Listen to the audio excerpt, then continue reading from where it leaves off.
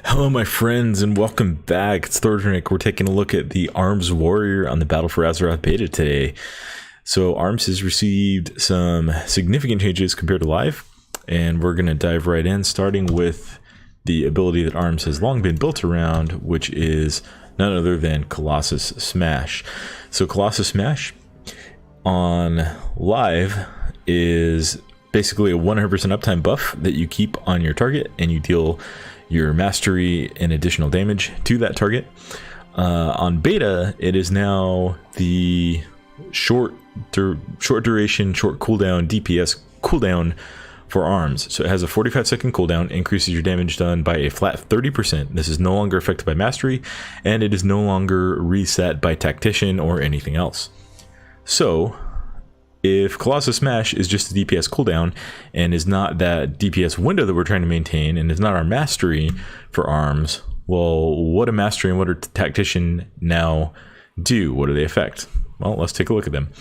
Mastery is now Deep Wounds. Deep Wounds damage is increased by 38.9%, dealing bleed damage over 3 seconds. Striking an enemy with Mortal Strike, Execute, or Blade Storm inflicts Deep Wounds.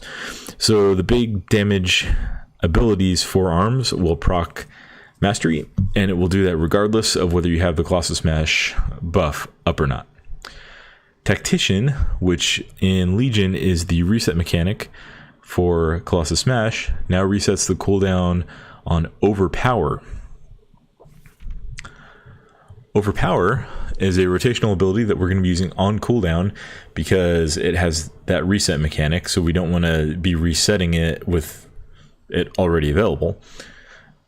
Overpower the enemy dealing physical damage. This attack cannot be blocked, dodged, or parried. And importantly, it increases the damage of your next Mortal Strike by 20%, stacking up to 2 times. So this maintains a little bit of that buffing your abilities aspect of Arms. You're going to be trying to get as many Overpower stacks into those Mortal Strikes as possible.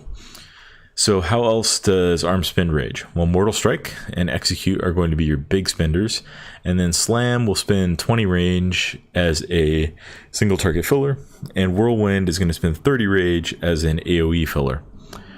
Other important abilities, let's just go through the spellbook. We've got Battle Shout Pack, increased attack power for your party or your raid. Berserker Rage removes and grants immunity to fear, sap, and incapacitate effects. Blade Storm, which is essentially the same as it is on Live. Obviously the damage has changed with the stat squish.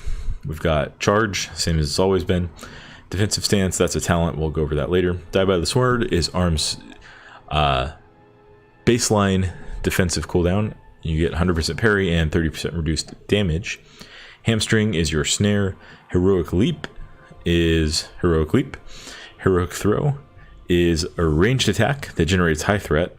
Not that that's super relevant for DPS warriors, but it can be useful if you need to pull an enemy or you're just trying to tag a mob in the world that's about to die.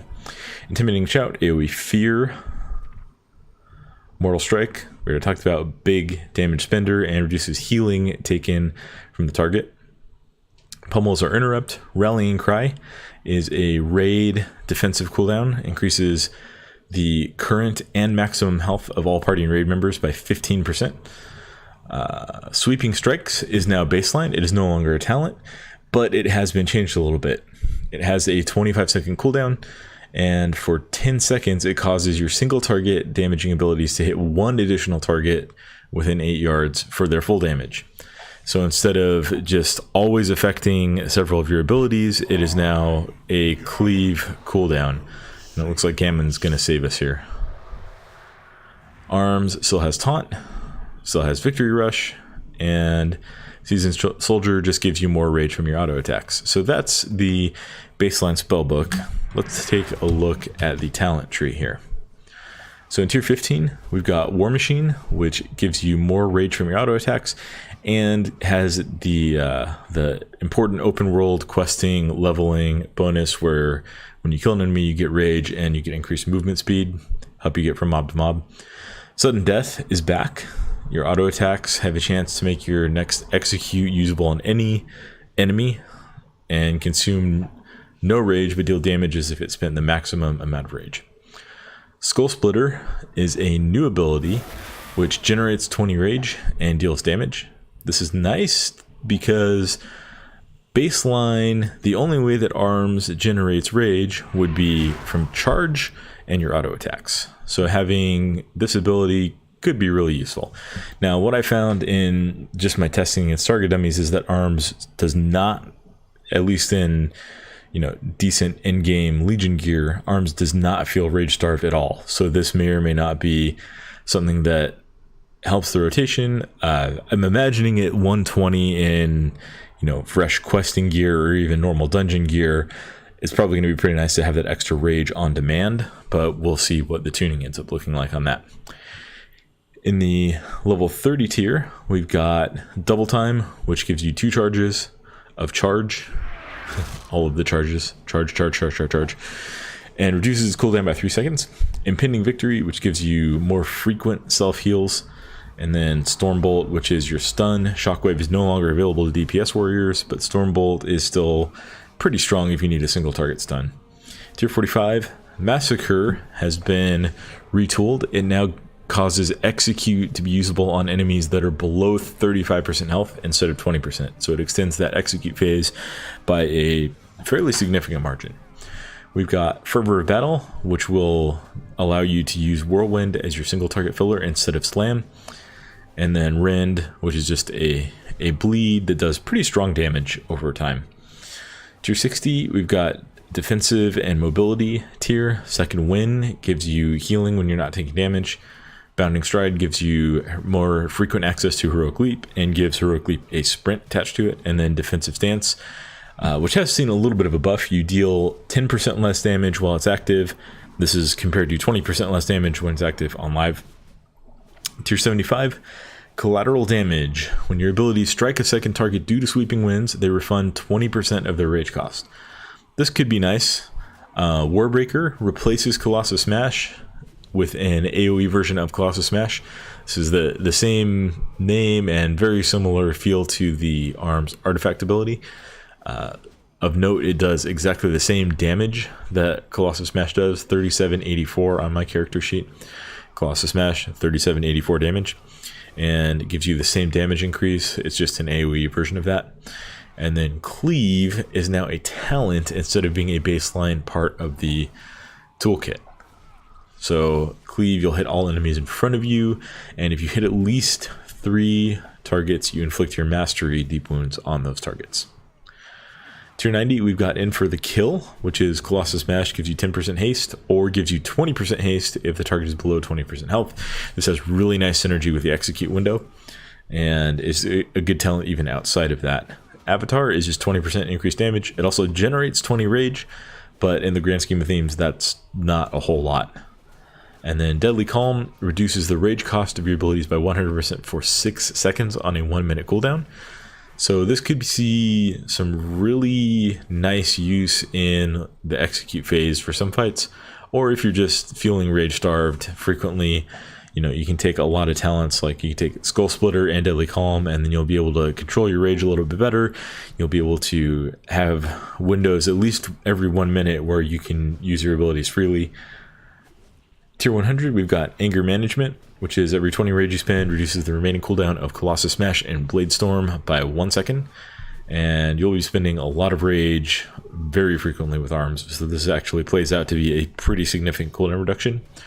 We've got Dreadnought, which is a really interesting talent now. Overpower has 2 charges, and it increases the damage of your next mortal strike by an additional 10%. So what this will allow you to do is make it much more frequent that you have 2 stacks of that buff on your mortal strike every time you use your mortal strike.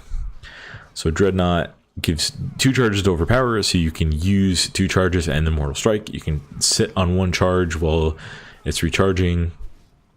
Really nice talent. And then Ravager, still a really lame talent. Now I'm assuming this is still to be tuned, but as it is right now, it still replaces Blade Storm. It does have a shorter cooldown, but it does significantly less damage over time compared to Blade Storm. On my character sheet, it does 5,859 damage, whereas Blade Storm does 9,933 damage, and Blade Storm has a shorter duration, 4.8 seconds. Now you can use other abilities while Ravager's up, so you should keep that in mind. But overall, still a very lackluster talent, I think. Now they could just overtune it and make it really, really strong, but I really think Ravager has had its time and has never really been popular. Kind of a lame talent. Bladestorm is a fun ability. Ravager is just kind of, you drop it down and there it is. And I think it's time for Ravager to go. Obviously that's not going to happen before launch, but maybe some point along the way, or by the time we get to the next expansion, whatever that's going to be. So this is what the basic toolkit for ARMS looks like. Now let's take a quick look at the gameplay. We'll jump on the sparring partner over here, so we're going to charge in, get that Colossus smash up, get an overpower up. Hey, we had an execute proc, Mortal Strike, slam, slam, slam, another Mortal Strike. Now we are running out of rage a little bit here, but we can keep going. Got an overpower proc, buff the next Mortal Strike. Use a slam here, trying to get some procs. Then we're going to execute proc, another Mortal Strike, slam. So as you can see, there is a little bit of downtime in the ARMS rotation, not a whole lot. And one nice thing about ARMS is that your abilities don't use a ton of rage. So, you know, your biggest use of rage is going to be executes with 40 rage, but you still have 100, and it comes in relatively quickly from your auto attacks. So there can be a little bit of downtime in the rotation, but there's not that much, and most of it is going to be voluntary. You know, as long as you're not capping your rage, there is room in the rotation to say, you know what, I'm going to wait for a second here because Mortal Strike's about to come off cooldown, and I don't want to initiate a global cooldown right before it does. So that's what the basic rotation looks like, and yeah. Let me know in the comments down below if there's another spec that you guys want to see next. We're going to keep these videos coming as we're getting closer and closer to live. And if you are liking these spec previews, please give us a like and subscribe to the channel. Really helps us out. And thank you for watching. Hope you all have a great day, and we'll see you in that next video. Bye-bye.